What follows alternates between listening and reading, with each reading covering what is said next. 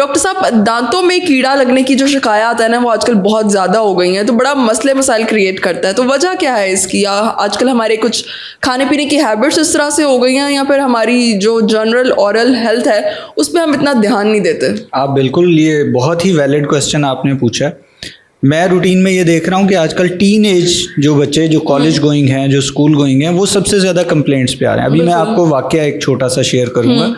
मेरे पास कल ही एक बच्चा आया है, ही इज़ 12.5 ईयर ओल्ड, सिर्फ 12.5 साल, और उसका परमानेंट दांत इतना ज़्यादा उसमें कैविटेशन है कि वो पेन और रूट कैनाल की तरफ जा रहा है। इसकी रीजंस क्या हैं? इसकी रीज़न, सबसे बड़ी रीज़न ये है हमारा जंक फूड। हम जो खाते हैं वो ऐसा फूड है जो कि दांतों के अंदर जो छोटी छोटी जगह होती हैं वहाँ पे फंस जाता है, और फिर हम उसके साथ वो सोने पे सुहागा आप कह सकते हैं कि we are in a habit of having cold drinks जो कि एसिडिक ड्रिंक्स हैं, जैसे कोक, स्प्राइट, इवन फांटा, इस तरह के ड्रिंक्स हम यूज़ कर रहे हैं।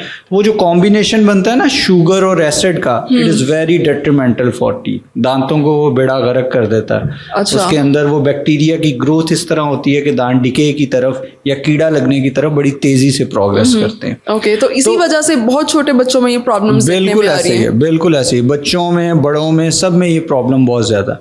और हमारे पहले जो हमारे आबाओ अजदाद में थे, जो लोग सीनियर थे, वो इसलिए नहीं कि उनका फूड बहुत ऑर्गेनिक होता था, गन्ना वो यूज़ करते थे, चपाती वो यूज़ करते थे, हार्ड डाइट्स थी उनकी। हम तो टोटली डिफरेंट है, हम बर्गर और ब्रेड और इन चीज़ों पे रहते हैं। बिल्कुल। तो so this is the main reason.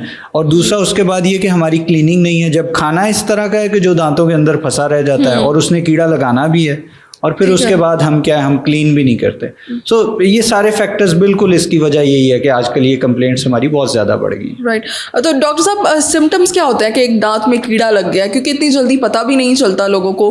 अक्सर पेन हो या इस तरह का कोई उन्हें मसले मसाइल हो तो वो कोई ना कोई दवाई खा के उसका हल निकालने की कोशिश करते हैं, लेकिन वो इस चीज़ पर फोकस नहीं करते कि हमारा जो दांत है वो डिके की तरफ जा रहा है। ये बड़ा मज़ेदार बात कर दी आपने। अब देखें, दो सोसाइटीज़ हैं हमारे, अगर हम दुनिया में बात करें, एक अंडर डेवलप्ड है और एक डेवलप्ड है। अब मैं थोड़ी सी बात करूंगा डेवलप्ड सोसाइटीज़ की। अब ये बहुत कॉमन है डेवलप्ड सोसाइटीज़ में कि आप अपने दांतों का रूटीन चेकअप कराएं एक डेंटिस्ट के पास every 6 months. It is a standard protocol, मतलब रूटीन में आपको जाना चाहिए। अब वो 6 महीने बाद क्यों कहते हैं? वो इसलिए कहते हैं कि दांतों में अगर कहीं पे कोई कीड़ा स्टार्ट हुआ है तो वो नज़र आ जाता है। अगर आपने नहीं देखा तो जो भी, जिसने भी आपके मुंह के अंदर झांका है, देखा है, तो वो आइडेंटिफाई कर सकता है कि देखें ये कीड़ा अभी बहुत स्टार्ट में है, आपको कोई सिम्टम नहीं है, हम यहीं फिल कर देते हैं। ये आपके पैसे भी बचाता है, ये दांत का स्ट्रक्चर भी बताता है। लेकिन जो दूसरे हैं, जिसे हम अंडर डेवलप्ड कंट्रीज कहते हैं, हम तो सिर्फ दर्द होगी तो डॉक्टर के पास जाएंगे, हमें सिम्टम्स आएंगे तो हम जाएंगे। अब सिम्टम्स क्या हैं? जब हमें पेन होगा, सेंसिटिविटी नहीं, ठंडा गर्म लगने को हम सिम्टम कंसीडर ही नहीं करते ना। हम कहते हैं कोई बात नहीं, ठंडा लग रहा है, कम ठंडा पानी पिए, गर्म लग रहा है, नॉर्मल वाटर ले लें, इट्स ओके, गुजारा कर लें। तो ये सबसे बड़ी सिम्टम्स तो यही हैं। दर्द आता है, ठंडा गर्म लगना शुरू हो जाता है, ये 2 सिम्टम्स हैं। लेकिन इससे भी ज़्यादा ज़रूरी है कि हमें मैच्योरली एक्ट करके अपने मुंह के अंदर खुद देखना चाहिए, और 6 महीने बाद किसी के भी डॉक्टर के पास एक दफ़ा दिखा लें कि कहीं कोई डेवलप हो रहा है, तो वहीं पे वो हम उसे कैप्चर कर लेते हैं, we control that situation. Okay, तो अगर किसी के दांत में कीड़ा लग जाए तो कितनी जल्दी वो कीड़ा जो है वो दांत को तबाह कर सकता है? हाँ, अब देखें, दांत को तबाह जो कीड़ा करता है ना, वो भी हमारे अपने टूथ स्ट्रक्चर पे डिपेंड करता है। Okay. बाज़ लोगों की जिस तरह बोन की स्ट्रेंथ अच्छी होती है, उसमें कैल्शियम, फॉस्फोरस, इस तरह के कंपोनेंट्स ज़्यादा हैं। इसी तरह टीथ की भी क्वालिटीज़ हैं। Okay. कुछ की कैल्सिफिकेशन या स्ट्रेंथ अच्छी होती है, वो रेजिस्टेंट होते हैं कैविटीज़ में, उसमें कैविटी स्लो प्रोसीड करती है। लेकिन कुछ दांत हैं जो सॉफ्टर होते हैं, उसमें कैविटी बहुत तेज़ी से प्रोसीड करती है। Okay. इसी तरह अगर हम बात करें दूध वाले दांत, उनमें कैविटी बहुत तेज़ी से फैलती है, जबकि दूसरे परमानेंट दांत हैं उनमें कैविटी ज़रा स्लो प्रोग्रेस करती है। तो ये हर इंडिविजुअल, हर फर्द पे डिफरेंट तरह की प्रोसीड।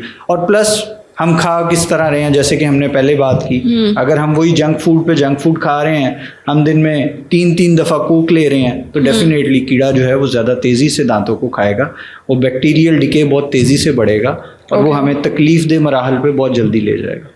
राइट। तो कीड़ा लगना बेसिकली होता क्या है? ये कोई बैक्टीरिया है या फिर वैसे ही कुछ चीज़ों के जैसे प्लाके इकट्ठा होने की वजह से दांत खराब होना शुरू हो जाता है डॉक्टर साहब? अच्छा, कीड़ा लगना, अब हमने अपनी आम पॉपुलेशन को समझाने के लिए कीड़ा वर्ड यूज़ किया है। अगर हम कीड़े को चेंज कर दें वर्ड को बैक्टीरिया के साथ तो वो बहुत ज़्यादा बेहतर होगा। तो कीड़ा लगना is basically a bacterial decay. Okay. वो जो हमारा जो फूड है, जो कार्बोहाइड्रेट, स्टार्च, जो भी उधर शुगर कंटेंट है, वो इस तरह का होस्ट प्रोवाइड करता है या इस तरह की जगह प्रोवाइड करता है जहाँ पे वो बैक्टीरिया बहुत तेज़ी से ग्रो करता है। Okay. और वो दांत को डीकैल्सिफाई या डिके करता जाता है, जिसकी वजह से दांत में काला रंग आ जाता है, डार्क ब्राउन कलर आ जाता है, और वो दांत को आहिस्ता आहिस्ता खाता जाता है, आहिस्ता आहिस्ता दांत भुरता जाता है और उसमें डीप जाना शुरू है। तो हम आम पॉपुलेशन को समझाने के लिए वर्ड यूज़ करते हैं कि वो कीड़ा लग गया। ओके। तो डॉक्टर साहब, दांतों में कीड़ा तो लग गया, अब इसका ट्रीटमेंट क्या है, क्या प्रोसीजर है?